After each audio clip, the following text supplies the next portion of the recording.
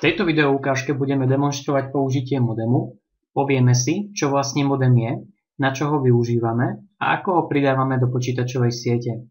Na úvod si zvolíme nejaké koncové zariadenia, ktoré budú tvoriť našu sieť. Tieto koncové zariadenia spolu spojíme pomocou switchu, ktorý prepojíme s koncovými zariadeniami médium.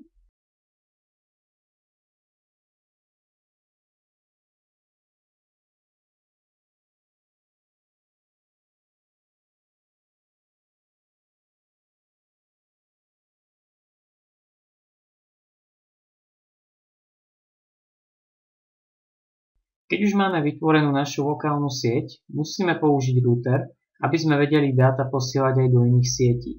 Z ponuky si teda vyberieme router, ktorý potom pomocou automatického výberu káblu prepojíme so switchom. Aby prepojenie medzi switchom a routerom fungovalo, musíme ísť v routeri do ponuky config. Po kliknutí na ponuku config sa nám zobrazia viaceré rozhrania. My si vyberieme rozhranie Fast Ethernet 0.0. A zaklikneme on, čím vlastne toto rozhranie zapneme. Teraz, keď máme na routeri zapnuté rozhranie, sme schopní posielať dáta do ďalších sietí. Predtým však musíme zabezpečiť prepojenie medzi našou sieťou a internetovou sieťou. Naše informácie musíme posielať cez médium, ako ktoré často slúžia telefónne káble, ktoré fungujú na analogovom princípe. To znamená, že ak my v našej lokálnej sieti premieňame na digitálnej báze, potrebujeme tieto digitálne informácie zmeniť na analogové. Na to, aby sme to docielili, potrebujeme špeciálne zariadenie, ktoré sa volá modem. Toto zariadenie dokáže premieňať digitálne informácie na analogové a posielať ich tak cez telefónne káble do iných počítačových sietí. Na vybratie modemu musíme ísť do ponuky emulácie diaľkových sietí, kde vyberieme DSL modem.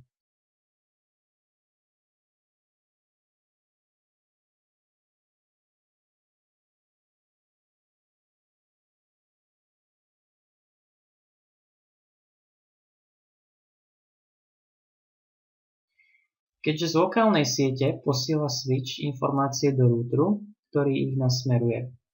Potrebujeme tento router prepojiť s modemom, konvertorom, ktorý dokáže tieto informácie premeniť a poslať ich do iných sietí. Takisto ho využívame, aj keď prijímame informácie. Na prepojenie routeru a modemu opäť využijeme automatické prepojenie.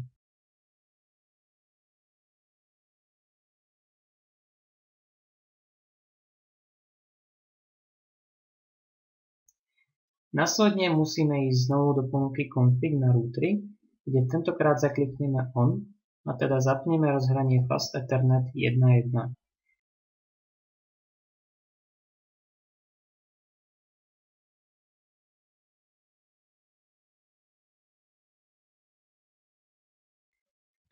Ak máme sieť takto zapojenú, modem by už mal byť schopný premieňať naše digitálne informácie na analogové. Aby naše zariadenia vedeli komunikovať cez sieť internet, potrebujeme každému koncovému zariadeniu nastaviť IP adresu aj konkrétnu masku pod siete. Aby sme tak učinili, musíme prejsť na počítač 1, kliknutím na počítač 1 otvoríme jeho ponuku a v tejto ponuke klikneme na desktop.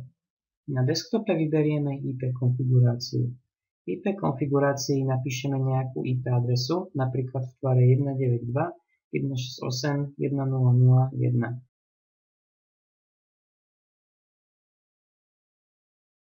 A druhú vec, čo musíme urobiť, pokiaľ teda nastavujeme statickú IP adresu, musíme počítaču nastaviť subnetovú masku, aby vedeli konkrétne protokoly a softvery povedať presne, ktorá časť adresy predstavuje sieťovú časť IP adresy a súkromnú časť IP adresy, teda časť IP adresy, ktorá reprezentuje dané zariadenie na sieti. Takže aby sme si túto subnetovú masku sem načítali, stačí kliknúť na riadok subnetovej masky. Automaticky sa nám nahrá subnetová maska triedy C, čo znamená, že sa nám nastaví na 255, čo znamená, že tu budeme mať čísla ako jednotky a posledná časť bude nastavená ako hostovská porcia IP adresy.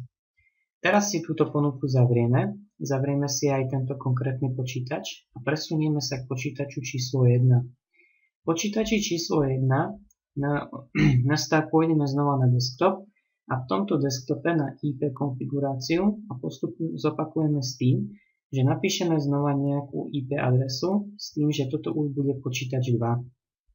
Nastavíme subnetovú masku a teraz je tento počítač pripravený komunikovať cez počítačovú sieť. Rovnaký postup zopakujeme aj pri našom treťom počítači s názvom PC2. Klikneme na desktop, nastavíme IP konfiguráciu a IP adresu nastavíme do nejakého známeho formátu 192, 168, 103.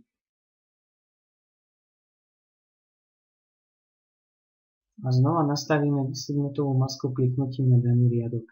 Tým pádom sme nastavili adresné informácie na našej počítačovej sieti, čo im umožňuje ďalšiu komunikáciu cez sieť internet.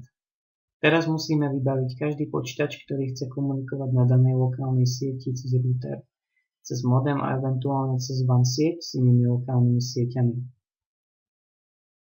Bez tohto sa jednoducho nemôžeme pohnúť. Aby sme dokončili našu simuláciu, potrebujeme si znázorniť internet. WAN sieť, zvanú aj internet, vyberieme pod ponukou emulácií diaľkových sietí, kde si vyberieme cloud, ktorý vlastne predstavuje internet.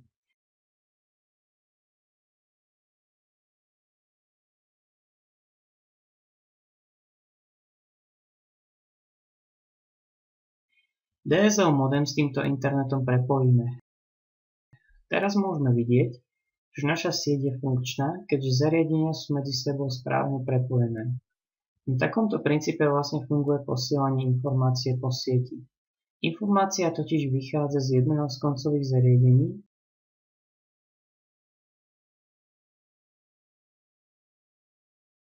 posiela sa do switchu, ktorý vyhodnotí, či informácia nesmeruje pre zariadenie z lokálnej siete a ak nie, posielajú na router a router slúži ako vstupná brána, takže pošle informáciu do modemu, ktorý ju prekonvertuje a posiela do siete internet. V rámci internetovej siete sa už o informáciu starajú zariadenia na to prispôsobené.